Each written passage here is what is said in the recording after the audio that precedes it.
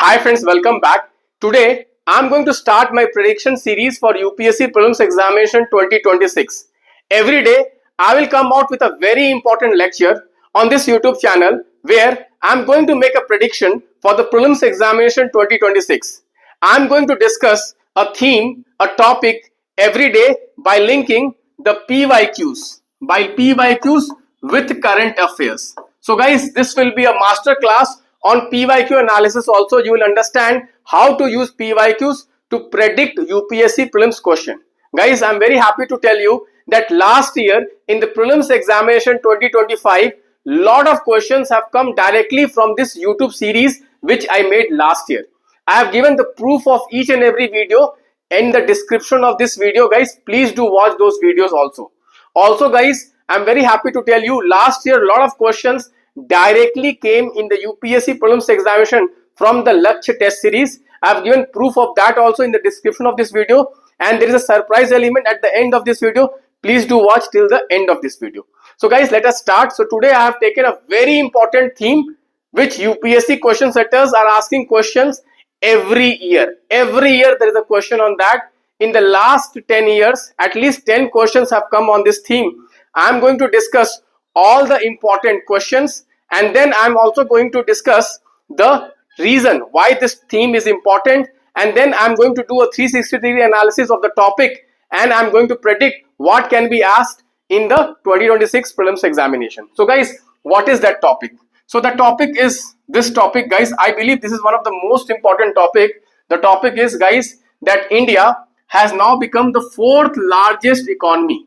So India, as per the IMF projection in 2025, the GDP of India will overtake Japan. So India's GDP will be 4187 billion. Okay, 4187 billion.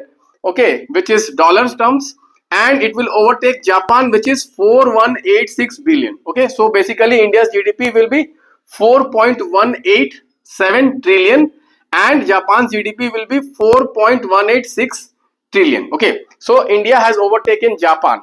In this context, this entire theme of economic growth and GDP becomes very, very important.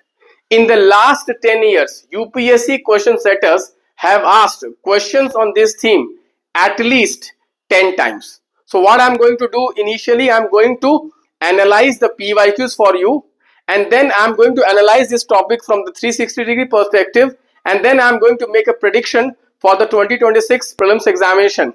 Let me tell you guys, definitely there is going to be one question from this lecture. I'm very, very confident. Let us start. So what I will do is that first briefly we'll see the questions which have come on this theme. So guys, you can see 2013, the national income of a country is equal to,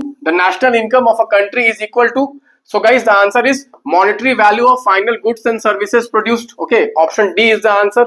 So please do go through the concept of GDP, okay, GNP, then national income, etc., etc. Okay, so you have to read the macroeconomy book, NCRT. That is a very important chapter, guys. First chapter, national accounting. Second question, the most appropriate measure of country's economic development or economic growth is what? The answer is per capita income. Next question, guys, economic growth of a country X will necessarily have to occur if. The answer to this question is, guys, what? Whenever there is a capital formation, then necessarily there will be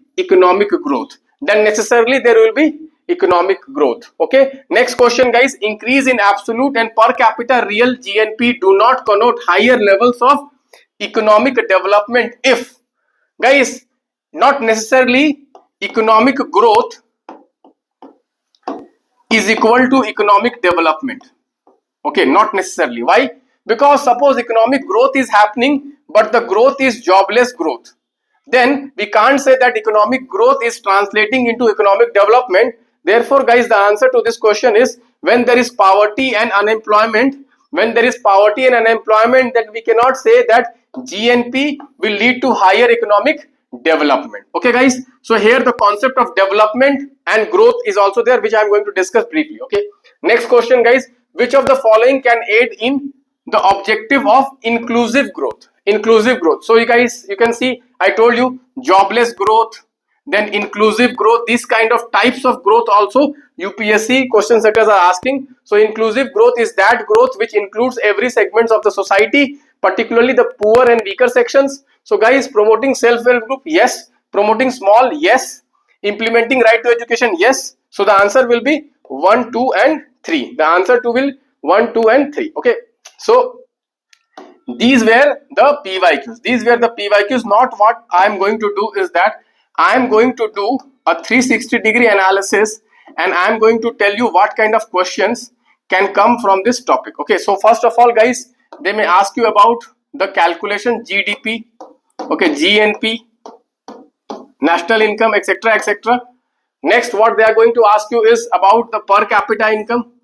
Per capita income, guys, here you know that although India is the fourth largest economy, India is the fourth largest economy, but guys, when you see the per capita income, India is very low. India's per capita income is just $2,800. Okay, so they may ask you how is the per capita income increasing in India or not. Okay, next they can ask you about what? They can ask you about inequality. They can ask you about inequality, facts regarding inequality, or they can ask you what? They can ask you about economic development. Okay, economic development. Economic development is about what? Quality of life, education, health. How do we measure economic development? So we have parameters like HDI, Human Development Index. Okay, so the concept of economic development is also important. So there is difference between economic growth and economic development. Economic growth necessarily not become economic development. Economic growth will become economic development when the growth will be what? Inclusive growth. When the growth will be inclusive growth, so growth has to be what? Inclusive growth. The growth has to be what? Inclusive growth. So guys, you can see from that topic, okay, how we have brainstormed various other aspects which can be asked in the prelims examination. One more thing what they can ask you is why GDP is considered as faulty. Why GDP is considered as faulty as far as okay economic progress is concerned. It is not a good indicator of economic progress. Why? What is the reason why GDP is considered faulty? Also guys, they may ask you about the purchasing power parity, PPP terms. Okay, what is the India's rank in terms of PPP terms? They can ask you. So per capita income, concept of per capita income, okay, concept of economic growth. Okay, in economic growth, then you should prepare this entire GDP, GNP, NI. Okay, and guys, here I would tell you that this year UPSC has asked formula based question. UPSC has asked formula based question numerical in economy. So next year they may ask you question on calculation of GDP, GNP and national income. So this is the most important chapter which you need to read. Everyone must read this chapter from the NCERT book. Okay, macroeconomy. You must see there, it is completely discussed there. Okay, next, what is per capita income? How per capita income is calculated? What is India's per capita income? What is the rank of India's per capita income? Next, economic growth, okay, which is not inclusive, leading to inequality. What is the extent of inequality in India? What are the trends of inequality in India? Here Gini coefficient is very important. Next, economic development. When economic growth will translate into economic development? When there will be education, when there will be health. So guys, how do we measure economic development? HDI. How HDI is calculated? What is India's HDI rank? And then guys, what is inclusive growth? What is jobless growth? So these are the dimensions. You need to be prepared. Okay, particularly guys, this is the most important calculation of GDP, calculation of GNP, calculation of national income. This is the most important theme you need to prepare for 2026 prelims examination, because guys, it is a very big development. India becoming the fourth largest economy in the world in terms of GDP. So this is a very important thing. Definitely UPSC will be asking question on the concept of GDP or economic growth calculation. Definitely there will be a question. If you see in 2020, in 2022 or 23, they have asked question about methodology of calculation of GDP. How is GDP calculated?